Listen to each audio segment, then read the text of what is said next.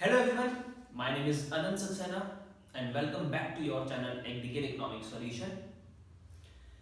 इस वीडियो में हम class 12th Indian economic development के बारे में डिस्कशन करेंगे, चैप्टर नंबर 1।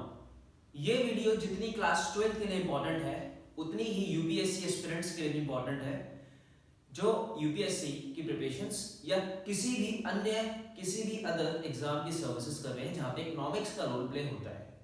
तो ये वीडियो आपके लिए बहुत इंपॉर्टेंट है। तो आइए बिना टाइम वेस्ट करे स्टार्ट करते हैं। Video number 1, Indian economy on the eve of independence, chapter number 1। तो चैप्टर नंबर 1 है Indian economy on the eve of independence. सबसे पहले चैप्टर का नाम समझ लेते हैं। इंडियन इकोनॉमी, भारत की जो अर्थव्यवस्था थी वो ईव ऑफ इंडिपेंडेंस के टाइम पे कैसे कैसे चेंजेस हुई और कैसे कैसे इसने काम करना स्टार्ट किया। तो सबसे पहले आपको बताया है इन्होंने topic colonial exploitation of the Indian economy under the British rule. जो कॉलोनियल एक्सप्लॉयटेशन था of the Indian economy under the British rule, जो ब्रिटिशर्स ने हमारे ऊपर एक्सप्लॉयटेशंस किए। एक्सप्लॉयटेशन का मतलब होता है शोषण करना। शोषण करने का मतलब है कि वहां की अच्छी अच्छी चीजों को, रिसोर्सेज को इधर से उधर कर देना। इधर से उधर करने का मतलब है कि यहाँ पे ब्रिटिशर्स ने हमारे जो रिसोर्सेज थे, जो हमारा रॉ मटेरियल्स था, वो सबसे ज्यादा एक्सपोर्ट किया था। अब एक्सपोर्ट किस सेंस में किया था वो सब हम डिटेल में पढ़ेंगे, ठीक। Prior to the British rule, Britishers के आने से पहले हम सब जानते हैं जो हमारी इंडियन इकोनॉमी थी वो बहुत ही वाइब्रेंट इकोनॉमी थी और बहुत ही प्रोस्पेरियस इकोनॉमी थी। वाइब्रेंट एंड प्रोस्पेरियस का मतलब है बहुत अच्छी इकोनॉमी मानी जाती थी, जहां पे बहुत सारे रिसोर्सेज अवेलेबल होते थे। रिसोर्सेज यहाँ पे हर तरीके के अवेलेबल होते थे, जैसे आपका जेम्स ले लो, जैसे आपका गोल्ड ले लो, जैसे आपका डायमंड्स ले लो। बहुत सारे रिसोर्सेज, स्पाइसेस वगैरह जो हमारे इकोनॉमी में बहुत सारे पाए जाते थे। But under the British rule, लेकिन जो ब्रिटिश रूल का शासन, जब ब्रिटिशर्स ने इंडिया पे राज करना, शासन करना स्टार्ट किया, rule of Indian economy was subjected to colonial exploitation. तब उन्होंने हमारी इकोनॉमी को पूरी तरह से एक्सप्लॉइट करना स्टार्ट कर दिया, बर्बाद करना स्टार्ट कर दिया। Targeted to all sector, targeted to all sector का मतलब यहाँ पे ये है, टारगेटेड टू ऑल सेक्टर का मतलब है कि हमारा चाहे वो प्राइमरी सेक्टर हो, चाहे वो हमारा सेकेंडरी सेक्टर हो और चाहे वो हमारा टेरिटरी सेक्टर हो, तीनों सेक्टर्स को इन्होंने बहुत ज्यादा बर्बाद किया। Of the economy by the British government, और किसने बर्बाद किया? बाय द ब्रिटिश गवर्नमेंट ने। जो ब्रिटिशर्स की सरकार थी उन्होंने इंडिया को बहुत ज्यादा एक्सप्लॉइट किया। तो यहां तक आपको बात समझ में आई। ब्रिटिशर्स आए भारत में, ब्रिटिशर्स ने इंडिया गवर्नमेंट को, जो इंडियंस थे उनको बहुत एक्सप्लॉयटेशन किया। ब्रिटिश गवर्नमेंट ने इंडिया का बहुत सारा शोषण किया। अब किस सेंस में किया वो हम देखते हैं। तो मेनली जो सबसे ज्यादा इन्होंने टारगेट किया, colonial exploitation of the Indian economy, इसको 3 पार्ट्स में डिवाइड कर दिया हमने। Number 1 agriculture sector, number 2 industrial sector and number 3 international और फॉरेन सेक्टर। ये 3 सेक्टर्स में हमने इसको डिवाइड किया है क्योंकि इन्होंने, जो ब्रिटिशर्स ने भारत का एक्सप्लॉयटेशन किया ना, वो बहुत ही सिस्टमैटिकली किया कि ज्यादा से ज्यादा जो रिसोर्सेज हम भारत से चुरा सके और जितना ज्यादा हम भारत को बर्बाद कर सके, जितना ज्यादा उसे हम गुलाम बना सके, उन्होंने पूरी कोशिश करी भारत को गुलाम बनाने की, भारत का अच्छा अच्छा रॉ मटेरियल्स लेके जाने की। और भारत की जो डोमेस्टिकली मार्केट थी, जिसपे पहले इंडिया ही एक तरह से राज करता था, क्योंकि हमारे जो इंडिया के प्रोडक्ट्स थे वो बहुत ही वर्ल्ड वाइड रेपुटेड हुआ करते थे, लेकिन ब्रिटिशर्स ने आके उसको पूरी तरह डिस्ट्रॉय कर दिया। तो ये बात हम इसमें देखते हैं। तो 3 सेक्टर्स इन्होंने बताए हैं। सबसे पहला agriculture sector, number 2 industrial sector and number 3 international और फॉरेन सेक्टर। तो ये 3 सेक्टर्स हैं जिन्होंने, जो ब्रिटिशर्स ने सबसे ज्यादा एक्सप्लॉइट किए हमारी इकोनॉमी। तो सबसे पहले बात करते हैं आपका एग्रीकल्चर सेक्टर। एग्रीकल्चर सेक्टर क्या है? हम सब जानते हैं agriculture sector of the eve of independence 75% work of population जो हमारी थी, 70 से 75% वो एग्रीकल्चर में इन्वॉल्व थी। एग्रीकल्चर से इन्वॉल्व थी क्योंकि हमारा रूरल एरियाज बहुत था। तो रूरल एरियाज में आज भी हम देखते हैं तो मोस्टली लोग एग्रीकल्चर में इन्वॉल्व रहते हैं, जो उनका इनकम का सोर्स होता है। किसी तरह से पहले ज्यादातर लोग रूरल एरियाज में रहते थे, तो जो उनकी इनकम ऑफ सोर्स था वो क्या था, एग्रीकल्चर था। तो सबसे पहले जो टारगेट किया ब्रिटिशर्स ने वो एग्रीकल्चर सेक्टर को टारगेट किया। अब एग्रीकल्चर सेक्टर को कैसे टारगेट किया, अब वो हम देखते हैं। उनको पता था कि जो इंडिया की सबसे अच्छा सोर्स है इनकम का वो क्या है, एग्रीकल्चर सेक्टर है। अगर हम एग्रीकल्चर सेक्टर को बर्बाद करना स्टार्ट कर देंगे तो हम इंडियन इकोनॉमी को डिस्ट्रॉय कर देंगे। बर्बाद करने का मतलब है कि जो हमारे रॉ मटेरियल्स थे उसको अपने कंट्रीज में लेके जाना। अब कैसे कैसे ये लेके गए और कैसे कैसे इन्होंने एग्रीकल्चर सेक्टर्स को बर्बाद किया। इन्होंने सबसे पहले ये देखा, अब पूरी तरह से इनका राज चलता था ब्रिटिशर्स का, तो इन्होंने सबसे पहले जो टारगेट किया एग्रीकल्चर सेक्टर्स में वो जमींदार को टारगेट किया। अब जमींदार कौन होते थे, जमींदार का मतलब है यहाँ पे जो honour of the soil. Honour of the soil का मतलब है जो उस खेत के मालिक हुआ करते थे। अब भारत सरकार तो होती नहीं थी जो इनसे टैक्सेस, जो इनसे कर वसूले, बट जो ब्रिटिश गवर्नमेंट थी वो जमींदार के ऊपर भी शासन करती थी। अब पूरी इंडियन इकोनॉमी पे शासन कर रही है तो ऑब्वियसली जमींदार पे भी शासन करेगी, रूल्स करेगी। तो इन्होंने क्या कहा, जमींदार को बोला, किसने, ब्रिटिश गवर्नमेंट ने, जो ब्रिटिश गवर्नमेंट है उसने जमींदार से बोला कि आप हमें इतना टैक्स है। इतना टैक्स का मतलब है कि इन्होंने टैक्स रेट डिसाइड कर लिया ब्रिटिश गवर्नमेंट ने कि जमींदार से कहा कि जमींदार जो ऑनर ऑफ द सॉइल थे आप हमें इतना टैक्स देंगे। तो जमींदार कुछ बोल नहीं पाते थे, उन्होंने कहा ठीक है हम आपको टैक्स दे देंगे इतना। उसके बाद क्या हुआ, जब जमींदार इनको टैक्स देना स्टार्ट किया तो ब्रिटिश गवर्नमेंट ने कहा कि अब आप चाहो कुछ भी करो, हमको तो इतने टैक्स से मतलब है। अब क्या हुआ, जब जमींदार इनको टैक्स देने लगे तो जमींदार यहाँ पे पूरी तरह से क्या हो गए, फ्री हो गए। अब जो जमींदार फ्री हुए, अब जमींदार अब फ्री हो गए क्योंकि ब्रिटिश गवर्नमेंट ने उनके ऊपर रेस्ट्रिक्शन हटा दी। क्यों, क्योंकि एक जो इनकम का सोर्स था वो ब्रिटिश गवर्नमेंट को मिल रहा था। तो क्या हुआ, अब जमींदार ने फार्मर्स को परेशान करना स्टार्ट किया। फार्मर्स का मतलब है यहाँ पे टेलर ऑफ द सॉइल, जो एक्चुअल में कल्टीवेट कर रहे थे, जो एक्चुअल में क्या कर रहे थे, वहां पे फार्मिंग कर रहे थे। ठीक है। अब जमींदार ने फार्मर्स को कैसे एक्सप्लॉइट किया, अब कैसे एक्सप्लॉइट किया, जो टेलर ऑफ द सॉइल थे, अब ये लोग क्या करते थे, फार्मर्स से बहुत सारा प्रोडक्शन कराते थे। बहुत सारा प्रोडक्शन कराने के मतलब है कि जितना ज्यादा उनको यूज कर सके वो उनको, कौन, जमींदार, उतना ज्यादा फार्मर्स को क्या करते थे, यूज करते थे। यूज करने का मतलब है कि इनसे बहुत ज्यादा अपनी जमीनों पे खेती कराते थे। लेकिन अब ठीक है आप किसी से काम करा रहे हैं तो उसे पैसे तो दोगे, लेकिन नहीं।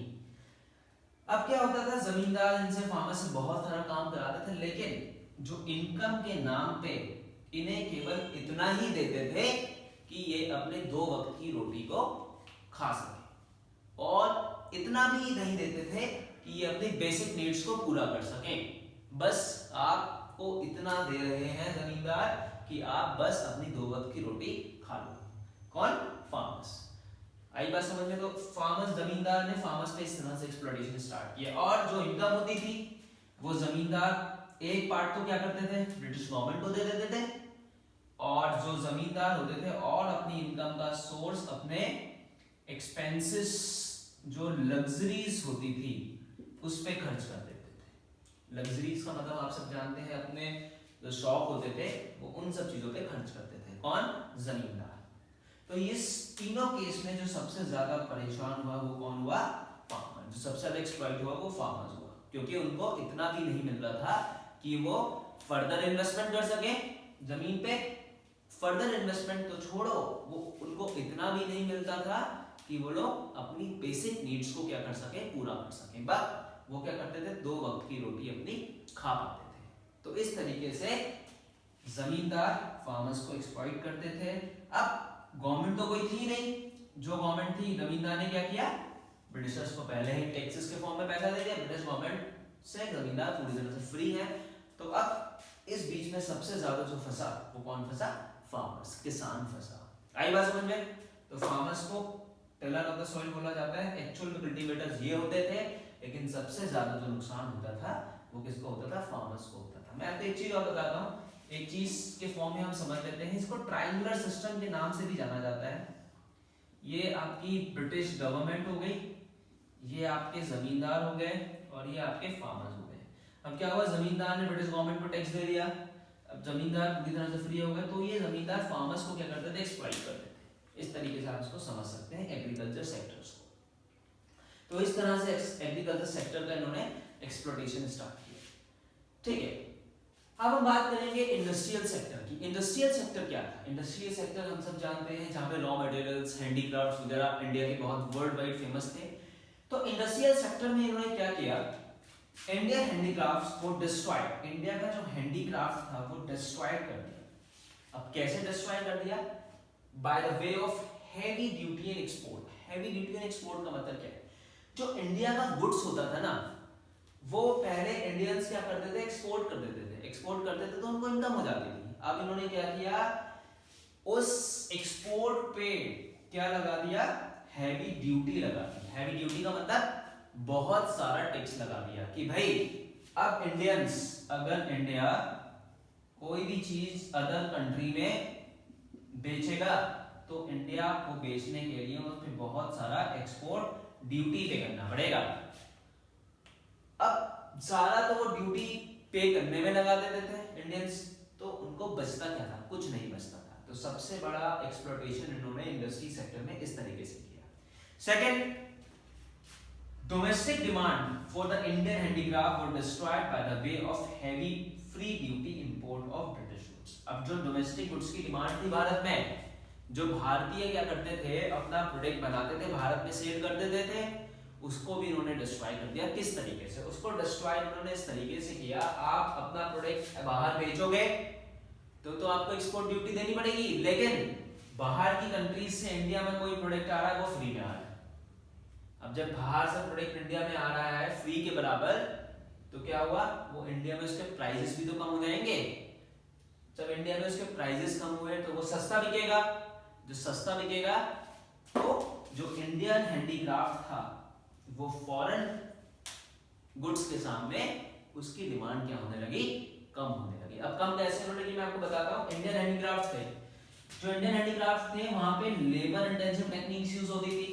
लेबर इंटेंसिव टेक्निक्स यूज होने की वजह से वो थोड़े से क्या होते थे, एक्सपेंसिव होते थे। जो फॉरेन गुड्स थे वहां पे कैपिटल इंटेंसिव टेक्निक्स होती थी, जो जिसकी वजह से वो क्या होते थे, कम एक्सपेंसिव होते थे, जिससे क्या हुआ, जो ये वाले गुड्स थे इसकी डिमांड मार्केट में क्या हो गई, इंक्रीज हो गई, और जो इंडिया के गुड्स थे उसकी डिमांड क्या हुई, डिक्लाइन। तो इस तरीके से इन्होंने हमारे इंडियन हैंडीक्राफ्ट्स को क्या कर दिया, डिस्ट्रॉय किया। तो ये आपका इंडस्ट्रियल सेक्टर हुआ। इंडस्ट्रियल सेक्टर के बाद इसको और अच्छे से समझने के लिए मैंने आपको ये बताया है, tariff free export of raw material from India. जो इंडिया से टैरिफ फ्री एक्सपोर्ट, इंडिया से सामान लेके जा रहे हैं ब्रिटिशर्स, वो क्या कर रहे हैं, टैरिफ फ्री। टैरिफ फ्री मतलब कोई गवर्नमेंट पैसा नहीं दे रही है इंडियंस को, बिल्कुल फ्री के बराबर उनका रॉ मटेरियल लेके जा रहे हैं, और उस रॉ मटेरियल से क्या कर रहे हैं, उस रॉ मटेरियल से ये लोग फिनिश गुड्स बना के भारत में बेच रहे हैं। तो हमारा ही प्रोडक्ट लेके जा रहे हैं और हमें ही फाइनल प्रोडक्ट बना के बेच रहे हैं और महंगा बेच रहे हैं। तो ये प्रॉब्लम थी। टैरिफ फ्री इंपोर्ट, जैसे मैंने अभी आपको बताया, tariff free import, Britishers India में प्रोडक्ट ला रहे हैं तो वो भी फ्री बराबर। क्या हुआ, अब फ्री बराबर आया तो क्या हुआ, एक्सपेंसिव सस्ता पड़ा, जिसकी वजह से इंडिया के लोगों ने इस वाले ब्रिटिश गुड्स की डिमांड को बढ़ा दिया, क्योंकि वो कैपिटल इंटेंसिव टेक्निक्स के थ्रू बन रहा था और उसके साथ साथ क्या हो रहा था, सस्ता भी था, क्योंकि हमारा जो प्रोडक्ट था वो लेबर इंटेंसिव के थ्रू बन रहा था और एक्सपेंसिव। ऑब्वियसली जब कैपिटल और लेबर इंटेंसिव टेक्निक्स यूज होगी तो चेंजेस तो आएंगे। तो इस तरीके से इन्होंने हमारे लिए को एक्सप्लॉइटेशन किया। तो ये बहुत इंपॉर्टेंट वर्ड है, ये दोनों आप उसको लिख सकते हैं। लास्ट इज इंटरनेशनल और foreign sector. International and foreign sector कैसे इन्होंने एक्सपोर्ट और इंपोर्ट, जो हमने थोड़ी सी बात यहाँ पढ़ी उसी तरह से इन्होंने यहाँ बताया। Duty free export of India's raw material, जो मैंने आपको ऊपर बताया, ड्यूटी फ्री एक्सपोर्ट, आप हमारा रॉ मटेरियल बिल्कुल फ्री में ले जाओ। कौन, ब्रिटिशर्स फ्री में लेके जाते थे ब्रिटेन और अदर कंट्रीज में। बताओ हमारा रॉ मटेरियल था, जितना पैसा हमें हमारे रॉ मटेरियल का मिलना चाहिए था, रॉ मटेरियल में आता है कॉटन, जूट, टेक्सटाइल, तो ये सब जो हमें इसका मेहनत का पैसा मिलना चाहिए था। अब भाई एक्सपोर्ट, आज के टाइम में एक्सपोर्ट करते हैं तो हम पैसा लेते नहीं लेते एक्सपोर्ट करने के लिए, आज के एक्सपोर्टर्स आप सब जानते हैं, लेकिन पहले हम रॉ मटेरियल को एक्सपोर्ट कर रहे थे, लेकिन जो फायदा हमें होना था वो नहीं हो रहा था, जितना पैसा हमें मिल रहा था वो नहीं मिल रहा था, उसका फायदा ब्रिटिशर्स उठाते थे। ठीक है, duty free export of India's raw material to fulfil the industrial needs in Britain. जो इंडस्ट्रियल नीड्स थी ब्रिटेन में, मतलब जो ब्रिटेन की मार्केट थी, जो वहां की मार्केट थी, उनको जब रॉ मटेरियल की जरूरत पड़ती थी वो इंडिया से लेके जाते थे फ्री बराबर, और उसको आके इंडिया में ही बेचते थे और अदर कंट्रीज में बेचते थे। कैसे? थोड़ा सा सस्ता। क्यों? क्योंकि वो लैब के कैपिटल इंटेंसिव टेक्निक्स यूज करते थे। Second, duty free import of British goods. अब ब्रिटिशर्स इंडिया में प्रोडक्ट बेच रहे हैं, बाहर से लेके आए। अब तक आज के टाइम में एफडीआई एफआईआई लेता है गवर्नमेंट, लेकिन उस टाइम में ऐसा कुछ नहीं था, बाहर से प्रोडक्ट इंडिया में आ रहा था फ्री में। कोई गवर्नमेंट, कोई ब्रिटिशर्स गवर्नमेंट थी, वो जो चाहे वो करती थी। आज के टाइम में अब विदेशी कोई आता है, पिज्जा हट आया इंडिया में आया है, कोई और बाहर की कंपनीज इंडिया में आई, तो इंडियन गवर्नमेंट क्या करती है? उनसे टैक्सेस लेती है। लेकिन उस टाइम इंडिया में प्रोडक्ट आता था और फ्री के बराबर क्या होता था? सेल हो जाता था, जिससे हमारी मार्केट जो थी वो डिस्ट्रॉय हुई।